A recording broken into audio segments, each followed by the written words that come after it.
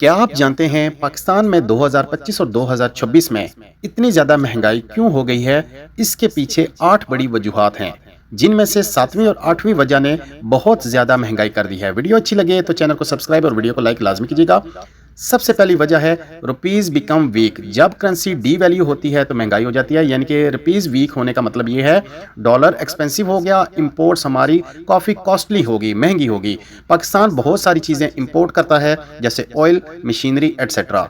जैसे जैसे पेट्रोल की कीमत, इलेक्ट्रिसिटी कीमत, फूड की कीमत बढ़ती है तो प्राइसें बढ़ जाती हैं।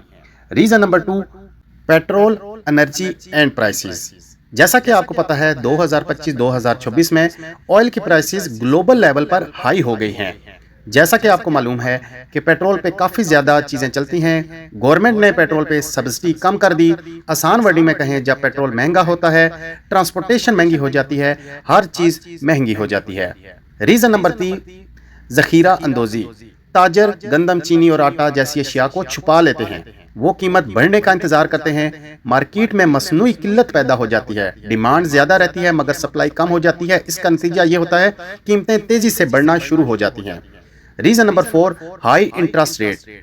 गवर्नमेंट महंगाई को कंट्रोल करने के लिए इंटरेस्ट रेट को बढ़ा देता है। इसका रिजल्ट ये होता है कि लोन लेना महंगा हो जाता है। बिजनेसमैन जो कॉस्ट है वो इंक्रीज कर जाते हैं तो प्राइसें और ज्यादा बढ़ जाती हैं। Reason number 5, IMF condition.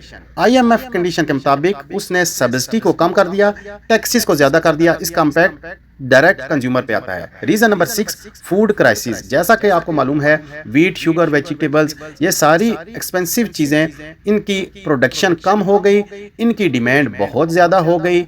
इसका नतीजा ये निकला कि डेली के किचन के आइटम डबल कीमत के साथ बिकने लगे। रीजन नंबर 7, बिजली और गैस बिल शॉक्स। जैसा कि आपको पता है कि टैरिफ 2025-24 में बढ़ गया, फ्यूल एडजस्टमेंट चार्जेस ज्यादा हो गए, फैक्ट्रीज की कॉस्ट बढ़ गई, प्रोडक्शन ज्यादा महंगी हो गई। Reason number 8, taxes increase.